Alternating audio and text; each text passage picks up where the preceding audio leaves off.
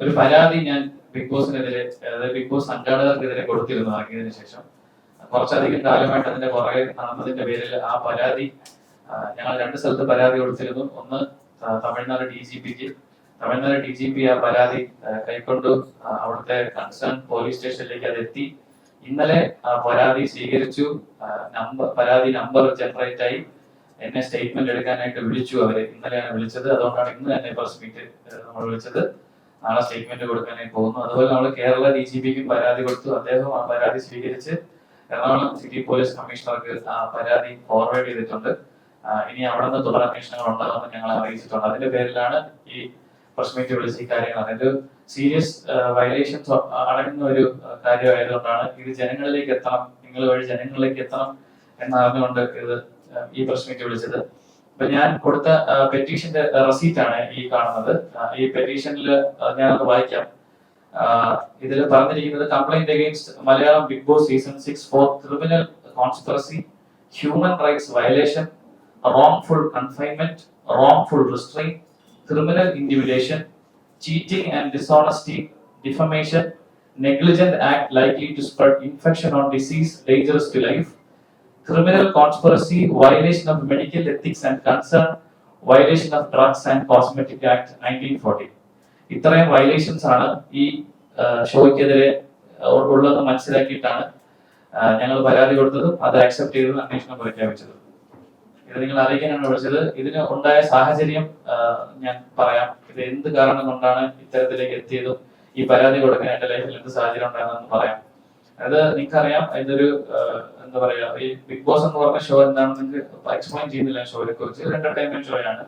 അപ്പൊ ആ ഷോയിനകത്ത് കുറച്ച് തെറ്റായ കാര്യങ്ങൾ അല്ലെങ്കിൽ ഇല്ലീഗാലിറ്റീസ്, ഷോയുടെ ഇൻജസ്റ്റിസ് പരമായിട്ടുള്ള കാര്യങ്ങൾ ആ ഷോയിൽ നടക്കുന്നു എന്ന് എനിക്ക് മനസ്സിലായി. ഇത് ഞാൻ കൃത്യമായി ചോദ്യം ചെയ്തു. ഒരു വീക്കെൻഡ് എപ്പിസോഡിൽ ഞാൻ ഇത് കൃത്യമായി ചോദ്യം ചെയ്തു. എന്റെ ചോദ്യം ചെയ്യലിന്റെ ഭാഗമായിട്ട് ഇവരെന്നെ അകത്തേക്ക് വിളിച്ച് ഇവരെന്നെ ആദ്യം ഫസ്റ്റ് വാണിംഗ് തന്നു. ആദ്യം എന്നെ കൺവിൻസ് ചെയ്യാനാണ് ശ്രമിച്ചത്. ഇവര് അങ്ങനെയൊന്നും നല്ല കാര്യങ്ങളൊന്നും പറയാൻ ശ്രമിച്ചത്. പക്ഷെ ഇതിന്റെ ടെക്നിക്കൽ സൈഡ് കൂടെ എനിക്ക് അറിയാവുന്നത് കൊണ്ട് എനിക്ക് അവരെ പ്രോപ്പറായിട്ട് കൗണ്ടർ ചെയ്യാൻ പറ്റി. അങ്ങനെ ഞാൻ അവരെ പ്രോപ്പറായിട്ട് കൗണ്ടർ ചെയ്തപ്പോൾ അവർക്ക് എനിക്ക് ഉത്തരം തരാൻ പറ്റാതെ അവരെന്നെ ഒരു ത്രെറ്റനിങ് മോഡിലേക്ക് കാര്യങ്ങൾ എത്തിച്ചിട്ട് എന്നോട് പറഞ്ഞു, ഇത് ഇവിടുത്തെ കണ്ടസ്റ്റൻസുമായിട്ട് സിവിൽ ഡിസ്കസ് ചെയ്തത്, ഇത് അങ്ങനെയല്ല കാര്യങ്ങളെന്ന് പറഞ്ഞ് എന്നെ ആദ്യത്തെ പ്രാവശ്യം ഒന്ന് വാൺ ചെയ്തിട്ടാണ് അവർ പുറത്തേക്ക് വിട്ടത്. ശനിയാഴ്ചയാണ് വിഷയം ഉണ്ടായത്. അതിനുശേഷം എനിക്ക് ഒരു പണിഷ്മെന്റ് എന്ന രീതിയിൽ എന്നെ ആ ഗെയിമിന്റെ ഭാഗമായിട്ടുള്ള ഒരു പണിഷ്മെന്റ് എന്ന രീതിയിൽ എന്നെ അവർ ഉറങ്ങാൻ സമ്മതിച്ചില്ല. ആ രാത്രി കൃത്യമായി പറഞ്ഞാൽ ഒരു 24 മണിക്കൂറോളം എനിക്ക് ഉറക്കം നിഷേധിക്കുന്നുണ്ടായിരുന്നു. നിങ്ങൾ കാണുന്നത് പോലെയല്ല. ആ ഷോയിലെ ഡേ ടൈമില് വെളിച്ചമുള്ളതുപോലെ തന്നെ നൈറ്റിലും അത്യാവശ്യം ക്യാമറകളൊക്കെ ഉള്ളതുകൊണ്ട് എല്ലാ പ്രകാശത്തിലാണ്, അവിടെ ലൈറ്റിലാണ് ഉള്ളത്. ഉറങ്ങുന്നത് തന്നെ വളരെ ബുദ്ധിമുട്ടിയാണ്. ആ സാഹചര്യത്തിൽ എന്നെ അവർ ഉറങ്ങാൻ സമ്മതിച്ചില്ല. ഒരു പണിഷ്മെന്റിന്റെ ഭാഗമായിട്ട് ആ വീട്ടിൽ ഏത് മുറിയിൽ ഞാൻ കിടന്നാലും കൃത്യമായി മുറികളിൽ കയറാൻ പാടില്ല എന്നുണ്ട്. പിന്നെ പൊതുവായിട്ടുള്ള ജനറൽ ഏരിയയിൽ ഉറങ്ങാൻ ശ്രമിച്ചാലും എന്നെ ഉറങ്ങാൻ സമ്മതിച്ചില്ല. ഇവിടെ ഉറങ്ങരുത്, അവിടെ ഉറങ്ങരുത് എന്നൊക്കെ പറഞ്ഞ് ബാക്ക് ടു ബാക്ക് എന്നെ അവര് അതിൽ നിന്ന് വിലക്കിക്കൊണ്ടിരുന്നു. ഒരു 4 മണിയോടുകൂടിയാണ് എനിക്ക് ഉറക്കം കിട്ടിയത്. പിന്നെ അറിയാം 8 മണിക്ക് അവിടെ ഒരു അലാറം പോലത്തെ ഒരു പരിപാടി ഉണ്ട്. എണീറ്റ് പിന്നെ വീണ്ടും നമ്മൾ ദൈനംദിന കാര്യങ്ങൾ ചെയ്യേണ്ടി വരും. അപ്പൊ അവിടെയാണ് ഇത് തുടങ്ങിയത്. ഫസ്റ്റ് വയലേഷൻ എന്ന് പറഞ്ഞു കഴിഞ്ഞാൽ എനിക്ക് ഉറക്കം നിഷേധിക്കാൻ അവിടെ ഉണ്ടായത് ഒരു ഗെയിമിന്റെ ഭാഗമായിട്ട്. അതിനുശേഷം ഞാൻ മാനസികമായി തളർന്നു. നിങ്ങൾക്കറിയാം, ഒരു മനുഷ്യൻ 24 മണിക്കൂറിൽ കൂടുതൽ ഉറങ്ങാതിരുന്നു കഴിഞ്ഞാൽ ഉണ്ടാകുന്ന ബുദ്ധിമുട്ട് അറിയാവുന്നതാണ്. അങ്ങനെ ഒരു ബുദ്ധിമുട്ട് എനിക്ക് ഉണ്ടാകുന്നു. ശരിക്കും പറഞ്ഞാൽ 48 മണിക്കൂർ പ്രോപ്പർ സ്ലീപ്പ് അവിടെ അതിനകത്ത് കിട്ടില്ല നമുക്ക്. അപ്പം അത് കഴിഞ്ഞുണ്ടായ സാഹചര്യം എന്ന് പറഞ്ഞാൽ എന്റെ ഒരു കണ്ടസ്റ്റന്റിന് നടുവ് ഡെസ്കിന്റെ ഒരു ഇഷ്യൂ വന്നിട്ട് അവിടെ പുറത്തേക്ക് കൊണ്ടുപോകേണ്ട ഒരു ഇമ്മീഡിയറ്റ് സാഹചര്യം ഉണ്ടായിരുന്നു. അപ്പോൾ ആ ഇമ്മീഡിയറ്റ് സാഹചര്യത്തെ അവര് കണ്ടന്റ് ആയിട്ട് ഉപയോഗിച്ചു. അതായത് ഒരു മണിക്കൂറുകളോളം ആ കണ്ടസ്റ്റന്റിന് അവിടെ ഇവര് തൊട്ടടുത്ത് മെഡിക്കൽ സപ്പോർട്ട് ഉണ്ടെന്ന് പറയാറുണ്ട്, തൊട്ടടുത്ത് ഡോക്ടർ ഉണ്ടെന്ന് പറയുന്നു, സ്ട്രക്ചർ കൊണ്ടുവരാനുള്ള സംവിധാനമുണ്ട് എന്നെല്ലാം പറയുമ്പോഴും അവരൊരു 3 എന്റെ ഒരു ഉദ്ദേശ കണക്കാണ് പറയുന്നത്. എനിക്ക് സമയം അറിയില്ല. എന്തായാലും മണിക്കൂറുകളോളം അവര് ആ കുട്ടീനെ പുറത്തേക്ക് കൊണ്ടുപോയത് കണ്ടന്റ് ആയിട്ട് ഷൂട്ട് ചെയ്തു. ഞങ്ങളെ പുറത്താക്കി, കഥ കടച്ചു, ഈ പറയുന്ന ബ്ലൈൻഡ്സ് ഇട്ടു, വീണ്ടും തുറന്ന് ഞങ്ങൾ അകത്തേക്ക്. ഞാൻ ബാക്ക് ടു ബാക്ക് ഒരു കണ്ടന്റ് എടുത്തോണ്ടിരുന്നപ്പോൾ എനിക്ക് മനസ്സിലായി ഈ ഷോ ഒരു മാനസിക പരിഗണന തരാത്ത ഷോയാണ്. ഒരു മനുഷ്യന്റെ ജീവനോ അല്ലെങ്കിൽ അയാളുടെ ഇതിനോ ക്ഷമിക്കണം, അയാളുടെ ഒരു മാനസികാവസ്ഥയ്ക്കൊന്നും യാതൊരു വിലയും കൽപ്പിക്കാത്ത ഒരു ഷോയാണ്. പിന്നെ എനിക്ക് ഇനി അവിടെ തുടരണ്ട എന്ന് ഞാൻ ബാക്ക് ടു ബാക്ക് അവരോട് പറഞ്ഞുകൊണ്ടിരിക്കുകയായിരുന്നു. ഞാൻ ഇമോഷണലി ഒത്തിരി തകർന്നു പോയ ഒരു സാഹചര്യം ഉണ്ടായി. ഇത് ഞാൻ അവരോട് ഈ ഷോയിൽ നിന്ന് പുറത്തു പോകണമെന്ന് വീണ്ടും വീണ്ടും മൾട്ടിപ്പിൾ ടൈംസ് ഞാൻ അവരോട് ആവശ്യപ്പെട്ടു. എനിക്ക് അവരിൽ കുറെ ആൾക്കാരെ പേഴ്സണലായിട്ട് അറിയാം. ഞാൻ ഈ ചാനലുമായി ബന്ധപ്പെട്ട് ജോലി ചെയ്യുന്ന ആളായിട്ട് എനിക്ക് ഒരുപാട് പേരെ അറിയാം. അവരുടെ പേരെടുത്ത് ഞാൻ ശരിക്കും പറഞ്ഞാൽ ഞാൻ കരഞ്ഞു എന്ന് തന്നെ പറയാം. പേരെടുത്ത് എന്നെ നിങ്ങൾ സഹായിക്കണം, എനിക്ക് ഇനി ഇവിടെ പിടിച്ചു നിൽക്കാൻ പറ്റില്ല, എന്നെ പുറത്തേക്ക് വിടണമെന്ന് ഞാൻ ബാക്ക് ടു ബാക്ക് അവരോട് പറഞ്ഞതിന്റെ ഭാഗമായിട്ട് തന്നെ അവര് ഈ പറയുന്ന ഒരു സ്ഥലത്ത് ഈ കൺഫെഷൻ റൂം എന്നാണ് പറയുന്നത്, അവിടേക്ക് വിളിച്ച് എന്നോട് എന്നെ അവർ വീണ്ടും സമാധാനിപ്പിക്കാൻ ശ്രമിച്ചു, തിരിച്ച് ഗെയിമിലേക്ക് കൊണ്ടുവരാൻ ശ്രമിച്ചു. ഞാൻ പറ്റില്ല എന്ന് തറപ്പിച്ച് തന്നെ പറഞ്ഞു, എനിക്ക് പുറത്ത് പോകണം. എനിക്ക് ക്രിയേറ്റീവ് ടീമിന്, ഇവിടുത്തെ സംഘാടകരായ ക്രിയേറ്റീവ് ടീമിന് തീരെ വിശ്വാസമില്ല. നിങ്ങളുടെ ചേഷ്ടകൾ തെറ്റാണ്. നിങ്ങൾ ഇവിടെ ഒരു മനുഷ്യ ജീവനോ യാതൊരു വിലയും കൊടുക്കാത്തവരാണ്, മാനുഷിക പരിഗണന കൊടുക്കാത്തവരാണ്, ഹ്യൂമാനിറ്റി നോക്കാത്ത ആൾക്കാരാണ്. അതുകൊണ്ട് കണ്ടന്റിന് വേണ്ടി എന്തും ചെയ്യുന്ന ആൾക്കാരാണ്. അതുകൊണ്ട് എനിക്ക് ഇവിടെ തുടരാൻ സാധിക്കില്ല എന്ന് ഞാൻ അവരടുത്ത് പറഞ്ഞതിന്റെ പേരിൽ ഇവരെന്നെ തിരിച്ച് വീണ്ടും ഗെയിമിലേക്ക് പുഷ് ചെയ്ത് കളയുകയായിരുന്നുണ്ടായിരുന്നത്. വീണ്ടും മാറ്റി. അങ്ങനെ ഞാൻ അവിടെ നിസ്സഹകരണം പ്രഖ്യാപിച്ചു. ഞാൻ രാവിലെ തൊട്ട് ഭക്ഷണം കഴിക്കാതിരുന്നു, നിസ്സഹകരണം പ്രഖ്യാപിച്ചു. മത്സരത്തിൽ സഹകരിക്കില്ല എന്ന് പറഞ്ഞതിന്റെ പേരിൽ എനിക്കൊരു സൈക്കോളജിസ്റ്റിന്റെ സഹായം അവർ തന്നു. അദ്ദേഹത്തോട് ഞാൻ പറഞ്ഞത്, സൈക്കോളജിസ്റ്റ് അവിടെ ഇല്ല, ഞാൻ നിങ്ങളോട് പറയുകയാണ്, അവിടെ ഒരു സൈക്കോളജിസ്റ്റ് ഫിസിക്കലി പ്രസന്റ് അല്ല. ആ സൈക്കോളജിസ്റ്റ് വീഡിയോ കോളിലൂടെയാണ് വരുന്നത്. അദ്ദേഹം മുംബൈ ബേസ് ചെയ്തിട്ടുള്ള സൈക്കോളജിസ്റ്റ് ആണെന്നാണ് മനസ്സിലാക്കാൻ സാധിച്ചത്. അദ്ദേഹത്തിന്റെ പേര് ഡോക്ടർ സാവന്ത് എന്നാണ്. അയാള് ബിഗ് ബോസിന്റെ എല്ലാ ബിഗ് ബോസ് ഷോസും കൺട്രോൾ ചെയ്യുന്ന എല്ലാ ബിഗ് ബോസ് ഷോയിലെയും മത്സരാർത്ഥികളെ അദ്ദേഹമാണ് പരിശോധിക്കുന്നതെന്നാണ് മനസ്സിലാക്കാൻ സാധിച്ചത്. അവര് പറഞ്ഞൊരു അറിവതാണ്. അപ്പൊ സാവന്ത് എന്ന് പറഞ്ഞ ഡോക്ടർ വീഡിയോ കോളിലൂടെ, വ്യക്തമല്ലാത്തൊരു വീഡിയോ കോളിലൂടെ എന്നെ കാണുകയും അദ്ദേഹത്തോട് ഞാൻ ഇതേ കൺസേൺ തന്നെ പറയുകയാണ്, ഇങ്ങനെ ഒരു ഹ്യൂമാനിറ്റി വാല്യൂ ഇല്ലാത്തൊരു ഷോയാണ് ഇവിടെ പ്രോപ്പർ എനിക്ക്. അപ്പൊ അദ്ദേഹം തന്നെ എന്നോട് ചോദിക്കുന്നു, എന്റെ സിബിന് ഉറങ്ങാത്ത പ്രശ്നമുണ്ടോ? ഞാൻ പറഞ്ഞു ഉറങ്ങിയിട്ടില്ല.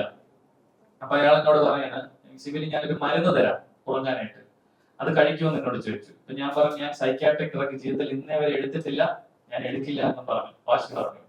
എന്നാലും അദ്ദേഹം പറഞ്ഞു, സിബിന് വിശ്രമം ആവശ്യമാണ്, സിബിൻ ഒന്ന് പുറത്തേക്ക് പോയി കുറച്ചു നേരം ഉറങ്ങി വിശ്രമിച്ചിട്ട് തിരിച്ചു വരാൻ പറഞ്ഞു. അതിന്റെ ഭാഗമായി എന്നെ അവര് പുറത്തേക്ക് കൊണ്ടുപോയെങ്കിലും എന്നെ അവര് വിശ്രമിക്കാൻ സമ്മതിച്ചില്ല. അതായത് ഞാൻ അവിടെ യൂഷ്വലി മറ്റു മത്സരാർത്ഥികൾക്കും അങ്ങനെ വിശ്രമിക്കാനുള്ള ഒരു അവസരം അവരോട് കൊടുക്കുന്നുണ്ടായിരുന്നു. എന്നാൽ എനിക്ക് അത് തന്നില്ല. പുറത്തു പോയ സമയത്തും എന്നെ ഏഷ്യാനെറ്റിന്റെ അല്ലെങ്കിൽ ഈ ഷോയുടെ 3 അധികൃതർ, ടോപ്പ് ലെവലിൽ നിൽക്കുന്ന 3 പേര് വന്ന് എന്നെ അവർ കണ്ടു. എന്നെ അവർ പുറത്തു പോകാൻ അനുവദിച്ചില്ല, പുറത്തു പോകാൻ സാധിക്കില്ല, ഇത് അങ്ങനത്തെ ഒരു ഷോ അല്ല, അങ്ങനെ പുറത്തു പോകാൻ പറ്റില്ല എന്ന് ബാക്ക് ടു ബാക്ക് എന്നെ പുഷ് ചെയ്ത് എനിക്ക് വീണ്ടും തിരിച്ച് കയറുന്നതിനും ഒരു ഗുളിക കഴിക്കൂ, അപ്പൊ മാനസികമായി കുറച്ച് ആശ്വാസം കിട്ടും എന്നോട് നിർബന്ധിച്ച് പറഞ്ഞു. അപ്പോൾ ഞാൻ സമ്മതിച്ചു, മരുന്ന് കഴിക്കാൻ സമ്മതിച്ചു. പക്ഷെ അന്നത്തെ ദിവസം എനിക്ക് അവർ മരുന്ന് തന്നില്ല. അതെന്തുകൊണ്ടാണെന്ന് അറിയാൻ തിരിച്ച് വീടിനുള്ളിലേക്ക് കയറി. ആ രാത്രിയും എനിക്ക് ഉറങ്ങാൻ സാധിച്ചില്ല. മാനസികമായ ബുദ്ധിമുട്ടുകൾ കൊണ്ടും ഫിസിക്കലായിട്ടുള്ള ഭക്ഷണം കഴിക്കാതിരുന്നതിന്റെ പേരിൽ എനിക്ക് പ്രോപ്പറായിട്ട് ഉറങ്ങാൻ സാധിച്ചിട്ടില്ല. അടുത്ത ദിവസം രാവിലെ ഞാൻ ഉറക്കം എണീറ്റിട്ട് ഇവരോട് ഇത് തന്നെ ആവശ്യപ്പെടുകയാണ്, എനിക്ക് പുറത്തു പോകണം, എന്റെ ഉറക്കം ശരിയല്ല, ഞാൻ ഹാലൂസിനേറ്റ് ചെയ്യാൻ തുടങ്ങിയിട്ട് പറഞ്ഞു. അതായത് ഒരു മനുഷ്യന് 48 മണിക്കൂർ കൂടുതൽ ഉറങ്ങാതിരുന്നാൽ സംഭവിക്കുന്ന കാര്യം തന്നെ, ഞാൻ ഹാലൂസിനേറ്റ് ചെയ്യാൻ തുടങ്ങി, എനിക്ക് പ്രോപ്പറായിട്ട് ചിന്തിക്കാൻ കഴിയുന്നില്ല, എനിക്ക് വിശ്രമം ആവശ്യമാണെന്ന് ഞാൻ അവരോട് പറഞ്ഞതിന്റെ പേരിൽ എന്നെ അവർ പുറത്തേക്ക് കൊണ്ടുപോയി ഒരു ഹോട്ടൽ മുറിയിൽ, ഒരു കാറിലേക്ക് എന്നെ കണ്ണുകെട്ടി കയറ്റുകയും തിരിച്ച് ഈ സ്റ്റുഡിയോയിൽ നിന്ന് ഒരു 10-15 മിനിറ്റ് ദൂരെയുള്ള ഒരു ഹോട്ടലിന്റെ പേര് ഹോട്ടൽ സൈനിൻ എന്നാണ്. ആ ഹോട്ടലിൽ ഒരു മുറിയിൽ കൊണ്ട് എന്നെ പൂട്ടിയിടുകയാണ് ചെയ്തത്. അത് യൂഷ്വലി ഇവരുടെ ഒരു പ്രൊസീജിയറാണ്, പ്രോട്ടോകോളാണ്. പുറത്ത് കൊണ്ടുപോയി ഈ വിശ്രമിപ്പിക്കുക എന്നുള്ളത്. അപ്പൊ നമ്മളെ വെളിയിലേക്ക് ഇറക്കില്ല, അത് അവരുടെ പ്രോട്ടോകോളിന്റെ ഭാഗമായി നാം മനസ്സിലാക്കുന്നത്. അപ്പൊ അവിടെ എന്നെ പൂട്ടിയിട്ടതിന് ശേഷം ഞാൻ വിശ്രമിച്ച് ഉറങ്ങി എണീറ്റ് ഒരു 11:45 രാത്രി ഇതേ ഡോക്ടർ വാട്സാപ്പ് വീഡിയോ കോളിൽ വന്നു. എന്റെ കൂടെ ഉണ്ടായിരുന്ന ഒരു ഷാഡോ എന്നാണ് അവർ വിളിക്കുന്ന എന്റെ മോൾ ഷൈൻ ഒരു സ്റ്റാഫിന്റെ ഫോണില് വീഡിയോ കോള് വരുന്നുണ്ടായിരുന്നു.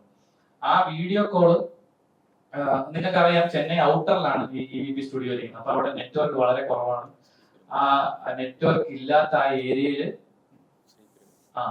ശ്രീ പെരുമ്പത്തൂർ എന്ന് പറഞ്ഞ ആ ഏരിയ ആണ്. ശ്രീ പെരുമ്പത്തൂർ ഏരിയയിൽ നിങ്ങൾക്കറിയാം ഔട്ടറാണ്, അവിടെ നെറ്റ്വർക്ക് വളരെ കുറവാണ്. നെറ്റ്വർക്ക് കുറവായ ഏരിയയിൽ ഒരു വാട്സാപ്പ് 3 പ്രാവശ്യം അയാളുമായിട്ടുള്ള വാട്സാപ്പ് കോൾ ഓഫായി. ആ വീഡിയോ കോളിൽ വന്നിട്ട് പുള്ളിനോട് കാര്യങ്ങൾ ചോദിച്ചു. ഞാൻ പുള്ളിക്ക് ഇംഗ്ലീഷാണ് സംസാരിക്കാൻ പറ്റുന്നത്, അതിൽ നിങ്ങൾ കാര്യങ്ങൾ സംസാരിച്ചു. ഞാൻ പറഞ്ഞു ഞാൻ ഓക്കെയാണ്, പുറത്തു പോകാൻ നിവൃത്തിയില്ല എന്ന് അവരെന്നോട് എടുത്തെടുത്ത് പറഞ്ഞു. അതായത് നിങ്ങളെ പുറത്ത് വിടില്ല, ഈ ഷോയിൽ നിങ്ങൾക്ക് എപ്പോ വേണോ വരാം, പുറത്ത് പോകേണ്ടത് ഞങ്ങൾ തീരുമാനിക്കും. അത് ആ ഷോയുടെ ഹോസ്റ്റ് തന്നെ ആ ഷോയിൽ തന്നെ പറഞ്ഞിട്ടുണ്ട്. നിങ്ങൾ തന്നെ കേട്ടിട്ടുണ്ടായിരിക്കും, അത് ഷോയിൽ തന്നെ എന്നോട് തന്നെ പറഞ്ഞിട്ടുണ്ട്. നിങ്ങൾക്ക് തോന്നുമ്പോൾ പുറത്തു പോകാൻ പറ്റുന്ന ഒരു ഷോ ഒന്നും അല്ല ഇത്, ഞങ്ങൾ തീരുമാനിക്കും എപ്പോ പോകണമെന്ന്, അങ്ങനെയാണെങ്കിൽ വരാൻ പാടില്ലായിരുന്നു. അത്തരത്തിലുള്ള കാര്യങ്ങളാണ് എന്നോട് പറഞ്ഞത്. അപ്പൊ എനിക്കറിയാം പുറത്തു പോകാൻ പറ്റില്ല, നിവർത്തിയില്ല, ഇനി അകത്ത് തുറന്നേ പറ്റും എന്ന് പറഞ്ഞ് ഞാൻ അകത്ത് തുറക്കാൻ സമ്മതിക്കുന്നു. അന്ന് രാത്രി അദ്ദേഹം പറയുന്നു, സിബിൻ നന്നായി ഉറങ്ങണമെങ്കിൽ ഗുളിക കഴിക്കാൻ പറഞ്ഞിട്ട് ഉറക്ക ഗുളിക എന്ന് പറഞ്ഞ് എനിക്കൊരു ഗുളിക തന്നു, സ്ലീപ്പിംഗ് പിൽസ്. ആ ഗുളിക ഞാൻ അന്ന് കഴിച്ചു. കഴിച്ചതിന്റെ പേരിൽ ഞാൻ നന്നായി ഉറങ്ങി. അടുത്ത ദിവസം രാവിലെ 2 ഗുളികകൾ എനിക്ക് തന്നവര്, 2 ഗുളികകൾ. ഈ 2 ഗുളികയും ഞാൻ കഴിച്ചു. അത് കഴിച്ചതോടുകൂടി എനിക്ക് സംഭവിച്ചത് പ്രോപ്പറായിട്ട് ആലോചിക്കാൻ പറ്റാത്ത ഒരു സാഹചര്യത്തിലേക്ക് പോയി. എനിക്ക് എന്താ പറയാ, മൊത്തത്തിൽ ക്ഷീണിതനായി ഞാൻ, വളരെ ക്ഷീണിതനായി ഞാൻ ആ കട്ടിൽ ഇരിക്കുകയും സ്വാഭാവികം ഞാൻ ഉറങ്ങി പോവുകയും ചെയ്തു. ഞാൻ എണീക്കുന്നത് വൈകുന്നേര സമയമാണ്. സമയം അറിയില്ല, കാരണം അവിടെ ക്ലോക്കോ മറ്റു കാര്യങ്ങളൊന്നും ഇല്ല മുറിക്കകത്ത്. ഈ സമയത്തും എന്റെ വീട്ടുകാര് ഈ ഷോ കണ്ടിട്ട് നിരന്തരമായി ഇവർ വിളിച്ചുകൊണ്ടിരിക്കുകയാണ്. എന്റെ എമർജൻസി കോൺടാക്ട് ആണെങ്കിലും എനിക്ക് എന്ത് സംഭവിച്ചു, എന്തിന് സിബിനെ പുറത്തേക്ക് കൊണ്ടുപോയി, എന്താണ് ആരോഗ്യ കാരണം, ഇവരാരും കൃത്യമായിട്ടോ അല്ലെങ്കിൽ ഫോൺ അറ്റൻഡ് ചെയ്ത് എന്താണ് എനിക്ക് സംഭവിച്ചെന്ന് പോലും ഇവരാരും പറയാൻ തയ്യാറായിട്ടില്ല. ഒരു മനുഷ്യര് പോലും എന്റെ വീട്ടുകാരെയോ എനിക്ക് വേണ്ടപ്പെട്ട ആൾക്കാരെയോ എനിക്ക് എന്താണ് സംഭവിക്കുന്നത് ആ നിമിഷം വരെയും അറിയിച്ചിട്ടില്ല. അതിനുശേഷം ഉണ്ടായതെന്ന് പറഞ്ഞു കഴിഞ്ഞാൽ വൈകുന്നേരം വീണ്ടും ഇതുപോലെ 2 ഗുളിക കൊണ്ടുവന്നു. അപ്പൊ ഞാൻ പറഞ്ഞു, ഞാൻ ഈ ഗുളിക കഴിക്കില്ല, പ്രിസ്ക്രിപ്ഷൻ ഇല്ലാതെ ഞാൻ ഈ ഗുളിക കഴിക്കില്ല എന്ന് പറഞ്ഞതിന്റെ പേരിൽ ആ കൂടെ ഉണ്ടായിരുന്ന ആൾ അവരുടെ ഹയർ അതോറിറ്റീസിനെ ബന്ധപ്പെട്ടിട്ട് അതിന്റെ പ്രിസ്ക്രിപ്ഷൻ മൊബൈലിലേക്ക് മേടിച്ചിട്ട് എനിക്ക് കാണിച്ചു. ആ മൊബൈലിൽ ഞാൻ വായിച്ച പ്രിസ്ക്രിപ്ഷനിൽ എന്റെ കണ്ടീഷനായിട്ട് ആ ഡോക്ടർ മെൻഷൻ ചെയ്തിരുന്നത് അക്യൂട്ട് സ്ട്രെസ് എന്നാണ്, അക്യൂട്ട് സ്ട്രെസ്. എന്നിട്ട് ഈ 2 ഗുളികകൾ, അതിൽ ഒരു ഗുളികയുടെ പേര് ഞാൻ ഓർക്കുന്നില്ല, രണ്ടാമത്തെ ഗുളിക ഞാൻ ഓർക്കുന്നു, ഒലാൻസപ്പൈൻ എന്നാണ് ആ ഗുളികയുടെ പേര്, ഒലാൻസപ്പൈൻ. ഈ ഒലാൻസപ്പൈൻ മരുന്ന് എന്തിനാണ് ഉപയോഗിക്കുന്നത് ഞാൻ എന്റെ കൂടെയുള്ള ആ പയ്യനോട് ഗൂഗിൾ ചെയ്ത് ഒന്ന് പറയാൻ പറഞ്ഞു. അപ്പൊ അദ്ദേഹം അത് ഗൂഗിൾ ചെയ്യുകയും അത് സ്കീസോഫ്രീനിയ എന്ന് പറയുന്ന മാരകമായ രോഗത്തിന് കൊടുക്കുന്ന ഗുളികയാണെന്ന് ഞാൻ മനസ്സിലാക്കി. ഈ സ്കീസോഫ്രീനിയ അല്ലെങ്കിൽ ബൈപോളർ ഡിസോർഡർ, ഈ 2 അസുഖങ്ങളും നിശ്ചയിക്കണമെങ്കിൽ മിനിമം, ഞാനൊരു മെഡിക്കൽ വിദഗ്ധനുമായി സംസാരിച്ചപ്പോൾ മനസ്സിലാക്കിയത് ഈ അസുഖം ഡിറ്റർമൈൻ ചെയ്യണമെങ്കിൽ മിനിമം 6 മാസത്തെ കൺസൾട്ടേഷൻ വേണം, ഏറ്റവും മിനിമം. പിന്നെ ഡെയിലി ലൈഫ് ജീവിക്കാൻ പറ്റില്ല, ഈ അസുഖമുള്ള ഒരു മനുഷ്യന് ഡെയിലി ലൈഫ് ജീവിക്കാൻ പറ്റില്ല. അത്തരത്തിൽ ബുദ്ധിമുട്ടുണ്ടാക്കുന്ന സൈക്യാട്രിയിൽ ഏറ്റവും എക്സ്ട്രീം ആയിട്ടുള്ള ഒരു രോഗമാണ് സ്കീസോഫ്രീനിയ. ആ സ്കീസോഫ്രീനിയ കൊടുക്കുന്ന മരുന്നാണ് ഇതെന്നും ഇത് എനിക്ക് കഴിക്കേണ്ട സാഹചര്യം ഇല്ലെന്ന് ഞാൻ മനസ്സിലാക്കി ഞാൻ കഴിക്കില്ല എന്ന് അവരോട് പറഞ്ഞു. ഇത് കഴിക്കാൻ പറ്റില്ല എനിക്ക് എന്ന് ഞാൻ പറഞ്ഞു. അപ്പോൾ എന്റെ കൂടെയുള്ള ആൾ അവരുടെ ഹയർ അതോറിറ്റീസിനെ അറിയിക്കുന്നു, സിബിൻ ഇത് കഴിക്കില്ല എന്ന് പറയുന്നു. തിരിച്ച് എനിക്ക് കിട്ടിയ മറുപടി ഇതാണ്, ഇത് കഴിച്ചില്ല എങ്കിൽ നിങ്ങൾക്ക് മത്സരത്തിനുള്ളിലേക്ക് തിരിച്ച് പ്രവേശിക്കാൻ പറ്റില്ല.